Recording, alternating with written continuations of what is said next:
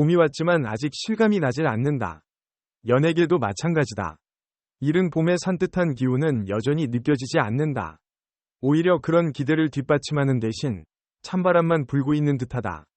최근 연예계는 이런 맥락에서 그야말로 찬바람이 불고 있는 것 같다. 세간을 떠들썩하게 한 연예계의 톱스타들이 연이어 이별 소식을 전하고 있다. 작년에는 15쌍의 커플이 헤어졌다는 충격적인 소식이 있었는데 올해도 예외는 아니다. 이번에는 최근 세상을 떠나신 여성상을 기리는 여상을 3개월 만에 이별했다는 소식이 전해졌다. 먼저 황정은 지난 2월 자신의 사업에 대한 지지를 해준 이 씨와의 결혼 생활을 마감하고 가수 반도 또한 3년 동안 이룬 남녀의 인연을 이혼 소송 중이라고 밝혔다. 범죄도시 시리즈로 유명한 배우 원원 역시 1년 만에 이별했다. 3월에는 가수 서인영의 재산 분할 소식과 이범수 배우와 통역 이윤진의 이혼 소식이 알려졌다. 특히 3월 30일 MBC 드라마 PD 최병길과 서유리 아나운서의 이혼 소식은 더욱 큰 관심을 끌었다. 이런 이혼 소식의 특징은 단순히 두 인물 간의 이별을 넘어서 그 형태와 과정, 그리고 이를 알리는 방식까지도 크게 바뀌었다는 것이다. 예전에는 이혼이라는 결정은 비교적 조용하게 처리되었으나 요즘은 그렇지 않다. 이혼 과정은 물론 그 이후의 보호 수준도 각기 다르며 이러한 변화는 과거와 현재의 이혼 문화의 대조적인 양상을 보여준다. 과거에는 상상할 수 없을 정도로 엄청난 양상의 사회적 압력이 존재했기에 스타들은 이혼이라는 결정을 내리면서 어느 정도의 이미지 타격을 감수해야 했습니다. 하지만 최근에는 이런 전통적인 사고방식이 변화하고 있습니다. 그런데 왜 스타들의 이혼에 대한 접근이 이전과 다르게 변했을까요? 그리고 이런 공개적인 폭로가 실제로는 사법적인 문제를 야기할 수 있는 부작용을 초래할 수 있다는 부메랑이 되어 돌아올 수 있을까요? 오늘은 이에 대해 하나씩 살펴보겠습니다. 먼저 황정은 씨는 지난 2월에 혼인 생활을 유지하기 어렵다는 판단을 내리고 이혼 소송을 진행 중이라고 밝혔습니다. 이 공식 발표 이전에 황정은 씨는 SNS를 통해 남편에게 책임을 묻는 내용의 글과 사진을 올렸습니다. 이 글에는 남편의 얼굴이 모자이크 처리되지 않은 채로 올라왔는데 이는 불화가 심각하게 느껴진다는 메시지를 담고 있었습니다.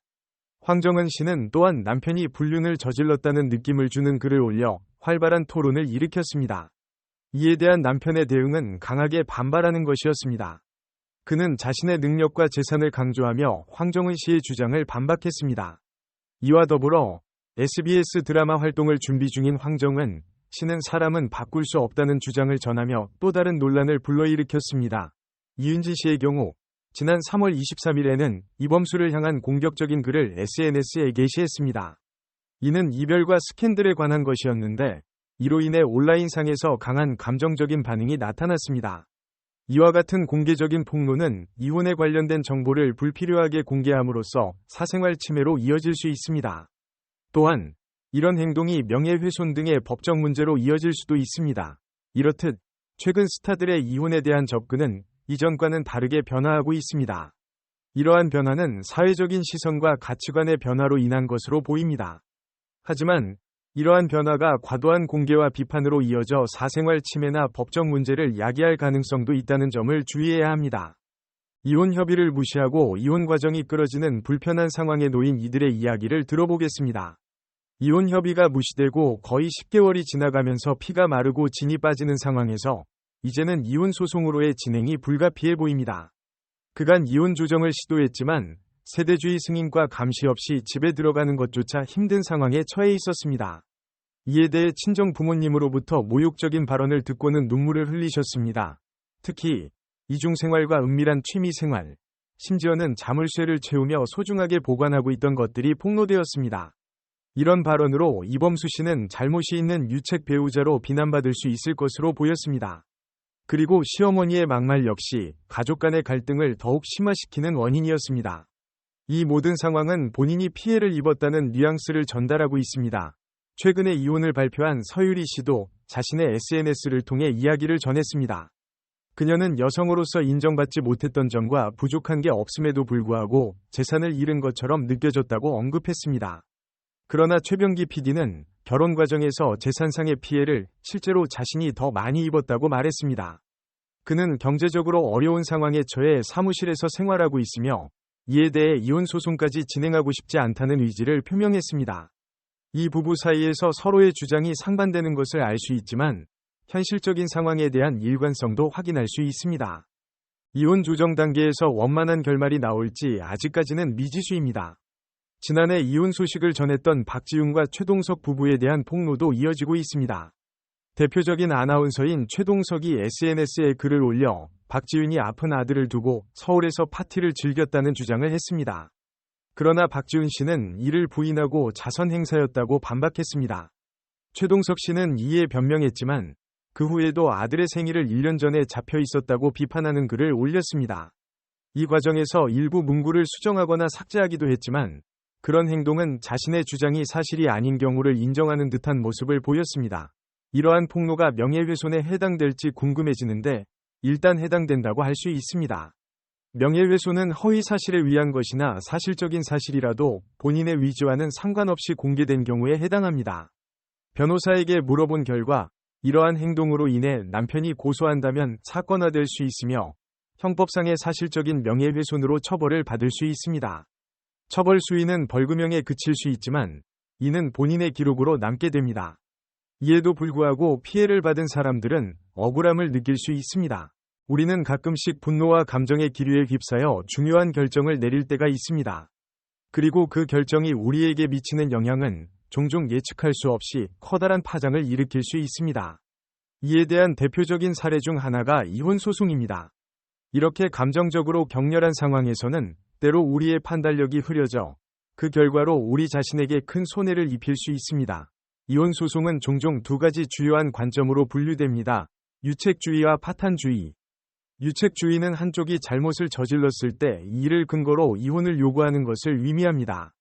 그러나 파탄주의는 잘못 여부와 상관없이 이미 관계가 파탄난 상황에서 이혼을 요구합니다. 한국에서는 대부분 유책주의가 적용됩니다. 즉, 누구에게 잘못이 있는지를 중점적으로 고려하는 것입니다. 이는 때로는 예상치 못한 결과를 초래할 수 있습니다. 예를 들어, 연예계에서도 이혼 소송은 큰 관심사 중 하나입니다.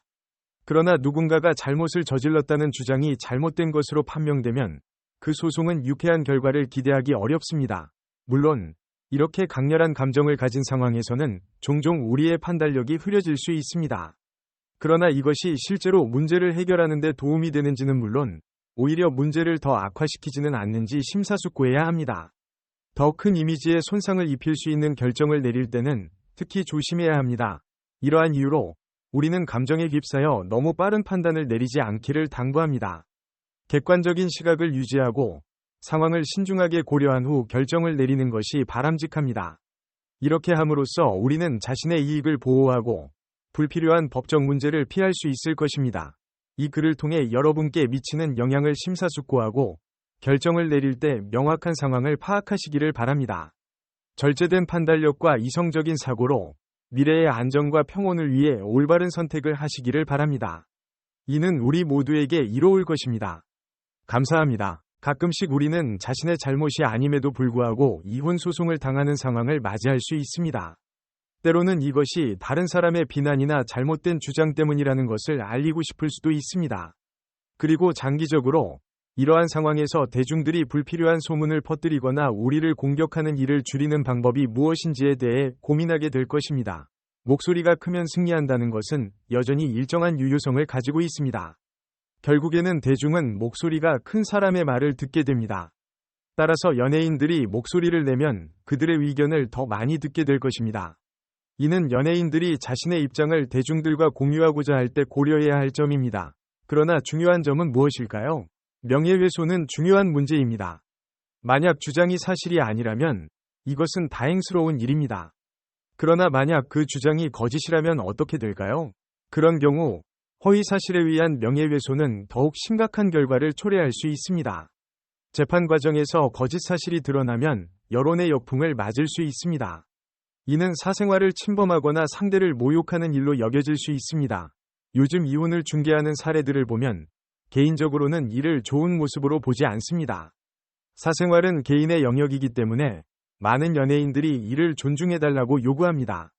재판이 끝나고 결과가 나올 때까지는 이러한 사생활을 침범하는 일을 자제하는 것이 바람직합니다.